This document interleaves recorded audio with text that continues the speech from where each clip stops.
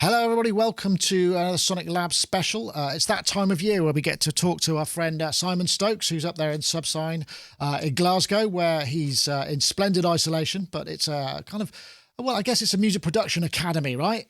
Yeah, we've got a little music school here. We teach people electronic music production, basically, from beginners right through to experts. We have modular synthesizer company here. We've got artist spaces. It's just a kind of creative hub and a community that we're based in. So you're coming live from the lockdown classroom with no one in it. The reason that we're talking to you is because we're getting a first look at Live 11, which has some exciting new features, right? Yeah, I mean, I'm feeling very privileged to have had get my fingers in about the release of Live 11. And yeah, there's loads of like really nice new stuff in here, loads of stuff to play around with and kind of stuff that's going to change my workflow. So what's the first thing that's floating your boat then, Simon? I mean, there's so much in here to kind of dig around with. But yeah, one thing that just I absolutely love is the idea of probability and chance, which they've added into this release. I've made a little beat here, for example,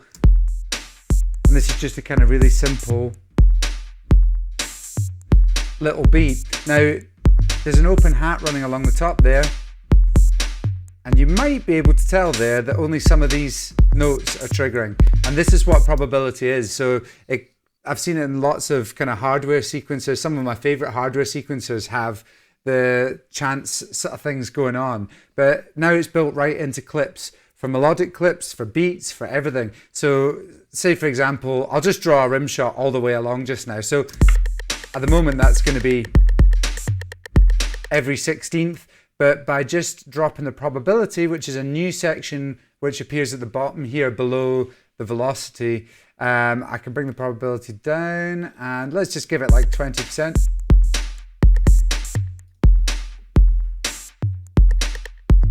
All right, so it's like it's like a creative tool on top of all the other stuff. Yeah, totally. But it's just moved of all sequencers, I think, towards the idea that if you set some constraints, some kind of like rules that things follow, then you create much more interesting patterns that, especially with loop-based music, can kind of keep your ear more interested. And so I think Ableton adding the kind of probability and also velocity probability you can add as well to have things not always hit at the same velocity every single time. I think that's a no-brainer. In melodies, that can work really well as well. We'll try and add some of that in a little bit. So that's one of my favorite kind of new additions. Very simple, but it's a big deal for me. So we've got comping as well, take recording and comping. I think that's going to be a big one for a lot of people.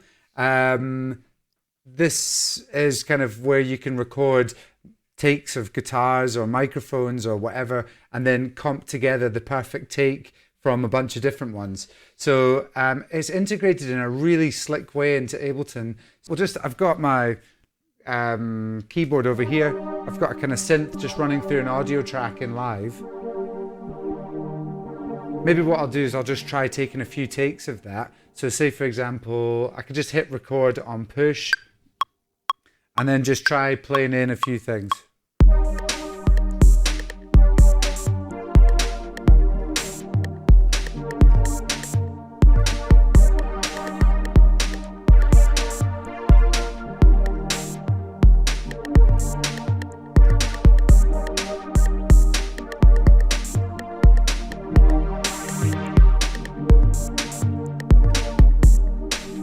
So basically just recorded a few takes of that just to see which is my favorite. Now, you can see that the standard view is just showing me the kind of recording here.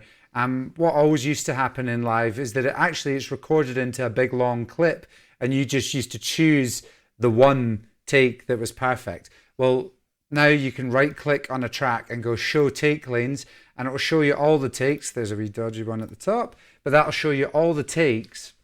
And you can choose the perfect one just by going on the pencil tool and clicking on the clip. And what it does is it takes whatever take you've drawn over and adds it to the top, as in the top one is the take, the master take. Top, right. So you can see here, I'll just turn it up a bit.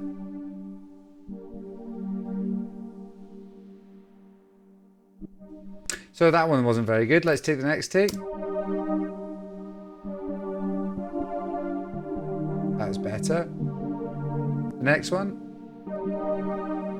So yeah, you could do that, or you could just say, well, the first note of that one was really good. This section was really good on this one. And then you could flick to, you know, this one, and then maybe back to there. Let's just try that.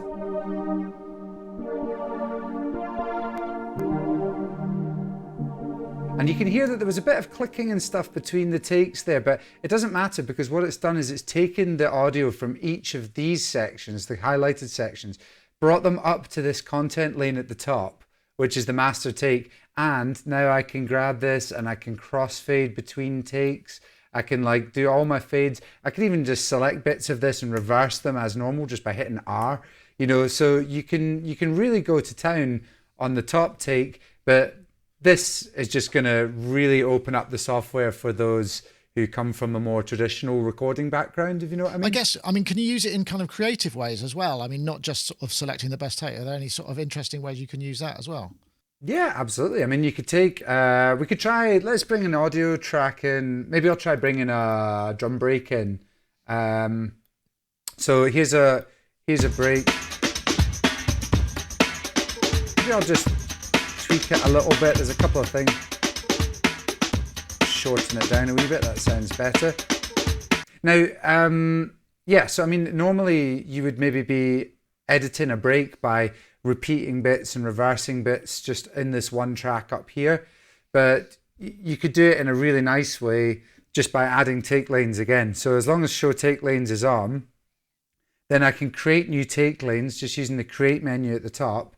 So create, insert take lane, or Shift Alt T for that. And you can see, let's just add a bunch. So I'll add 4 into there. And maybe what I'll do is I'll add my standard break onto the top. Then I'll put a reverse break on the next one. And then maybe on the third one, we could try some kind of time stretching, like make it really slow. So this one's like, I'll always put it in complex. That's quite cool. And then maybe on the bottom one, we will shorten the transients a bit, maybe pitch it. Maybe up. Nice. So that means we've got 4 different versions: normal, reversed, stretched, and a kind of chopped one. And we can just creatively comp between those by really just going to town. I'll put it in 16ths so we don't mess anything up. But you can just say, okay, I want a bit of this one. Let's just unsolo that.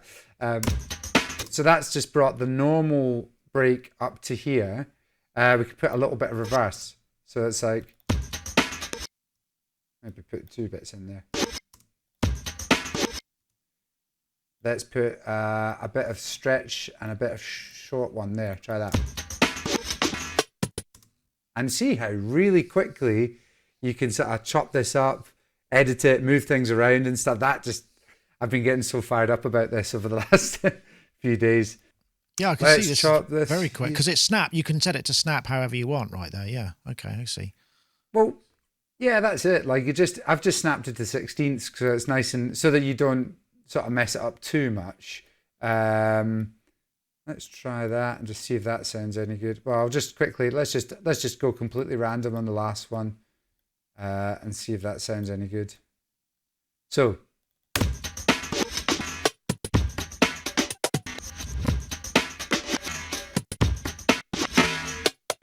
Nice. And you can see that, yeah, it works well. And when you untick show take lanes, it brings you back to just your content lane with the edits. And now you could say, well, now you could just go and do your traditional editing. Well, I want to chop a little bit out there, or maybe I want to take this section here, split it, pitch it. You know, like there's loads of stuff you can do afterwards. But it's just getting to that stage is now the process seems to be chopped into, you know, 1/10 of the time that it took before, which is great. Actually, it's one of the features I wasn't sure that I'd be that bothered about because of the way that I work with synthesizers and drum machines. But actually, it is going to be a part of my workflow ongoing for sure. If we look at this, this part that we recorded here. So, I mean, this is kind of a static loop because I've just recorded an old synthesizer.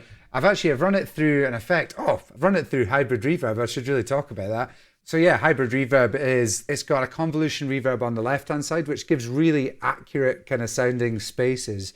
And it's got an algorithmic reverb on the right-hand side, which is kind of, could be more weirder things like shimmer effects and kind of other things. So this reverb has kind of got all of that built in, as well as a kind of function on the left that lets you add a rhythmic pre-delay to the reverb, so nice. And feedback on that. So you can actually use it to create like delay effects with a reverb. I've been using it a lot for that. It's really nice. And all the way through, you've got kind of settings for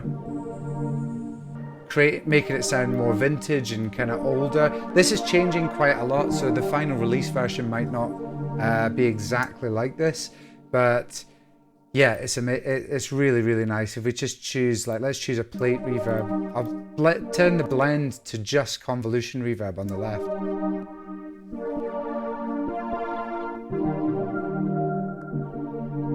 Or I can turn the blend up to just algorithmic on the right. Yeah, you can tell the difference there, can't you? Interesting. Yeah, you can get really big, and this can be a shimmer where it adds pitch bend. You hear that kind of pitching? Love a shimmer. So you can get that. Oh, just amazing. So there's loads of good stuff in this to play around with, and the whole reverb runs into a proper paragraphic EQ, so you can really sort of zone in on what you want it to mess with. If you take a look at the audio effects section, it's changed up a little bit in that they've put things into categories. So these ones are mostly the same. There's a few tweaks, so things like Redux they've changed the interface on it a little bit. The chorus and ensemble is a completely new effect. They've got rid of chorus and kind of turned it into a more comprehensive effect, which gives you a bit of feedback on what you're doing. I can do really wonky stuff. Actually, that sounds quite nice, just gently on there. Lovely. Put the reverb after it.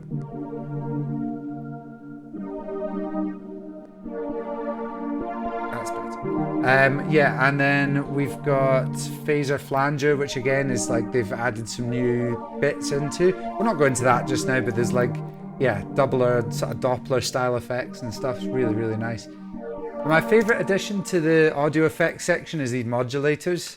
Anyone who's been using Max for Live for a while will be familiar with modulators, but they've brought them right in here to encourage people to really use them, because the LFO and Shaper are pretty much the best things, the things that I use all the time for effects, for sound design, for all sorts of stuff. And Shaper, again, is a really nice effect that kind of goes up and down. You can see the shape of what it's doing here.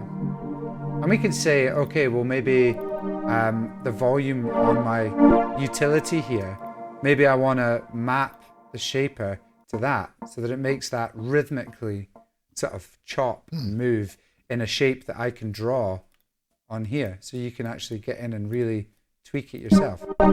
So if we just go to the most basic, let's just turn it down a wee bit. You can see that it's chopping in quarter notes right now, just quite regularly. You could use this maybe as a sidechain if you wanted to create that kind of sidechain effect, but have more control over it. But you see that each, you can really, really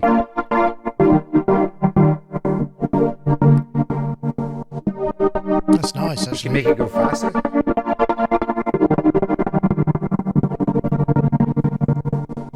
The sound design possibilities are huge with it, see?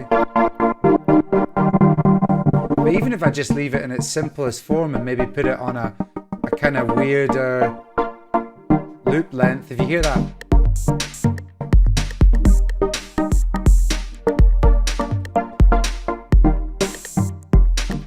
and maybe if I put the reverb after this now,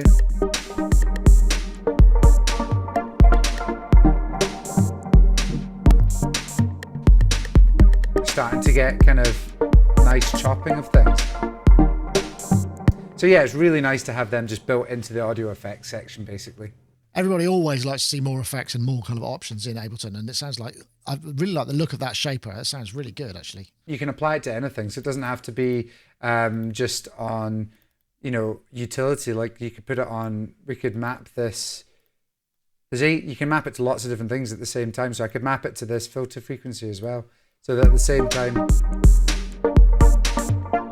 it's doing that. I mean, it's absolutely bottomless, as is LFO and envelope follower as well. They're really fantastic devices. Great. What's next? Well, something else that people I think have wanted for quite a while, particularly if you work in the multi-track world where you're recording lots of microphones on drum kit or just a kind of band or something like that, is the idea of linked track editing, where you can take multiple tracks, link them together, and edit them as though they were one track. Right. So, okay. Yeah, on this I could bring in a multi-track break here, and this is just a kind of bit of a drum loop. Now, at the moment, all the tracks are separate, but they were recorded at the same time. So if you start to move one and not another, they drop out of phase with each other, and you end up having big problems with that. So now what you can do is just select all the tracks together, right click and link tracks. And now everything that I do to edit these tracks, like if I change the length of it, or if I change the fades or whatever, it does it to all the tracks at the same time, which is a big deal for people who work in that kind of multi-track way. So does just that to work give an with example, stretching as well? Does that work with the time stretch too? Yeah, actually, it does actually. That's a good point, because like if we look at this one here, this is a good example of this, because at the moment the drum break is too slow and it's out of time as well. You could hear there it kind of glitched at the end. So if I hold down Shift and drag the end of the clip, rather than just shortening it, it's now time stretching the entire clip back in. Now that was added back in Live 10. But now in Live 11, what you can do is, say for example, I could jump into the kick drum clip, and each of these kick drums, I could warp it and so it's in the correct position. So say for example, I could make these all fall bang on where they're supposed to hit. And that's on the kick drum track. So if we listen on this now, the kicks are falling largely in line. I'll bring the snare drum up just so we can use that as an example. Because if I go to the snare drum now, you see that the warp markers that I've added on the kick drum are already there. So that means that when I'm warping one of these tracks, it's warping all of them at the same time, keeping them phase locked. Yeah, it's amazing. And so if I take my snare, if you notice when I'm actually moving these around, that all the audio is moving on all the link tracks at the same time. So yeah, quite a big deal. And by the time that I've actually warped these across, which doesn't take long at all, that's now the entire break warped and perfectly in time with my project. So if I play it with everything now, I'll take the overheads out, they're a bit much. And I can still go into this, and if I select one track and maybe, let's say for example at the end of bar 2 here, I want to reverse this bit, I just drag over one track, hit R, and it reverses all of those parts, which is great for editing things in a creative way as well. Absolutely. You can use it as with everything in Ableton, you can just use it for whatever you want it to do, basically. Whether you want to be more kind of strange and electronic with it, or whether you want to use traditional recording techniques. The other interesting thing that's been added for me is MPE support. Oh, wow. Okay. Yeah, this is a big one. No, I have. I've got a Rolly Seaboard block. Thinking about MPE, Ableton never really handled the multi-channel MIDI recording. You could only have single channels on a track. So it must have addressed all of that stuff, right, to include this. Yeah, exactly. I mean, it's basically MPE allows you to have sort of MIDI polyphonic work. So basically you've got polyphonic aftertouch on push, which means that your instruments can respond per note to what you're doing with the aftertouch, and you can draw it really easily into clips, or you can use a device like your Rolly thing or whatever to control Ableton as well. Is that an update for the actual for Push? Then does Push need an upgrade to be? Yeah, Push has MPE? actually got a firmware update as well, and it adds a thing into your setup where you can switch it to polyphonic pressure. So that means that the pressure control is like your aftertouch, and it's a very smooth kind of MPE way of working, where you can play an chord and put aftertouch on different notes at different times to bring them out of the mix. I'll show you what I mean. So if we go to let's grab, I've got a pad here. Now, if I play on Push, let's make sure we're in key. Yeah, that's fine. So if I play on Push, let's say, for example, I play a chord and I push harder on the upper note, it's going to... per note expression. It's going to let you bring those notes out. And all of that's controlled through this panel in Wavetable here. They've added a new MPE section over here where we can work with the pressure, the slide, note pitch bend and velocity controls, and assign them to any parameter inside a Wavetable. And obviously any other MPE compatible VST or whatever it'll work with that too. But basically what that means is that if we take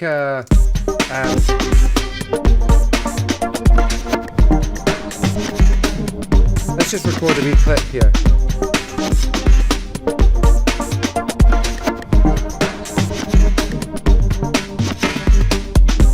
So I've just recorded a little clip, but yeah, if we look in the MIDI clip here, so we've got they've changed the layout of it a little bit on the left hand side over here, where we've got our notes section as per normal. Then we've got a clip envelope section, which is easier to find because that was all hidden down the bottom before. And then we've got an MPE section here where you can see the four different things which we can, okay, right, as well. Per note. Yeah, and that's the exciting thing about it. And it's the thing that took me a wee bit just to get my head round was that the pressure is per note. So if I have this note has got a slightly different pressure to this note. And also, if you notice when I'm clicking on a note here, you've got pitch bend per note. So we can have this note slide down to meet this one, and this one slide down in a different timing to meet this. Then we could have this note slide up to here, and this one cross over and slide down to meet that note there. And when you play that, it just sounds so interesting and nice. That's a really elegant way of, because the thing, editing MPE data is a nightmare. I mean, I haven't seen it done particularly well or anything, but this actually looks like a very a neat way of doing it. Yeah, I think it is. I mean, it's just so easy to do. If we go back to the MPE mode.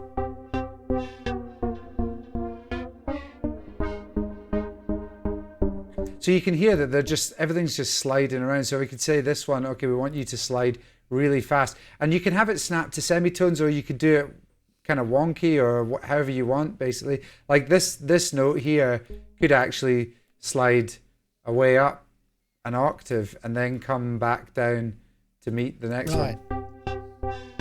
Just really slick. If I filter it up a bit, you'll hear it a bit clearer. So you could just see how you could get really nice things. And when you start to add that to your sounds, it just adds a more complex, kind of interesting thing going on. Got more variants, yeah, definitely.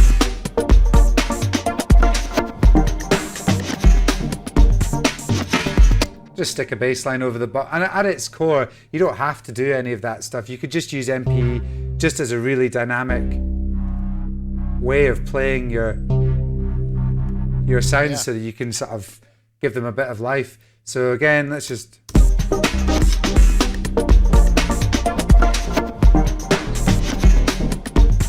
Right, okay.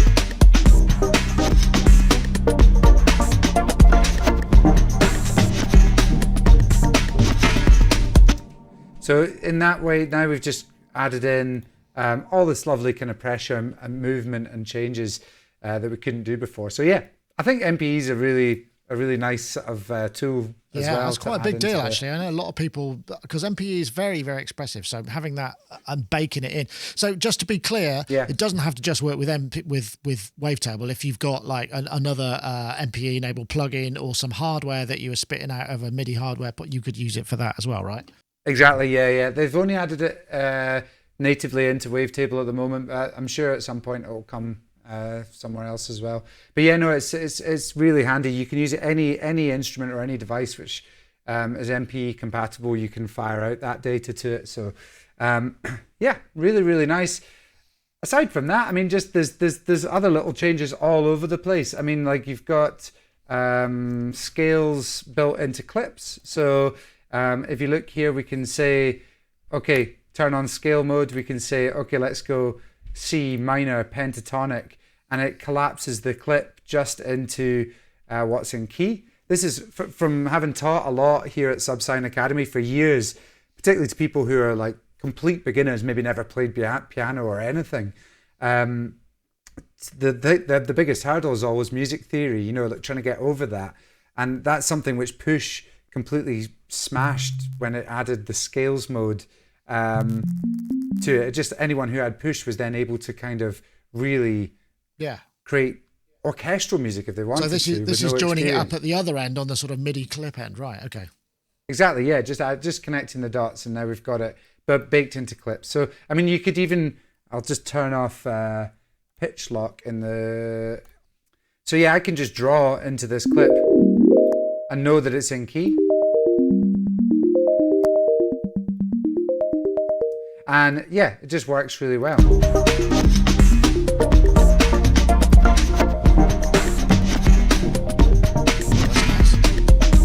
See, and it just sits. Let's put that up an octave.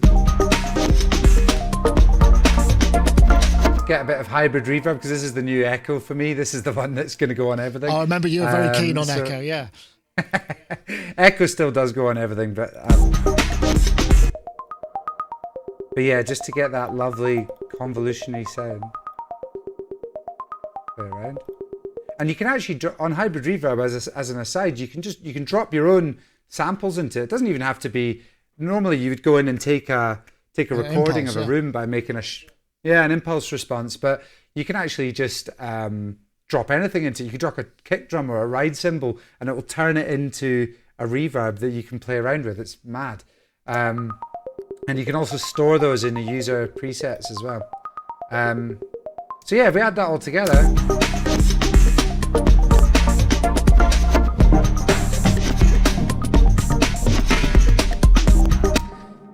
And you kind of get, a lot of stuff going on. So that's most of the main features that I kind of wanted to take a look at. I guess what happens next? This is going to be. They say it's going to be available. Q1 2021? Is that the idea? Yeah, next year, early next year, you can expect this to drop. Excellent. We don't know anything about pricing or anything yet. I guess what you have to do is obviously log into your Ableton account to see what the upgrade path and pricing is for you. But Simon, thank you so much for giving us this kind of look at Ableton Live 11. Yeah, no, it was a pleasure. Thank you very much. Hopefully, same time next year. Eh? Yeah.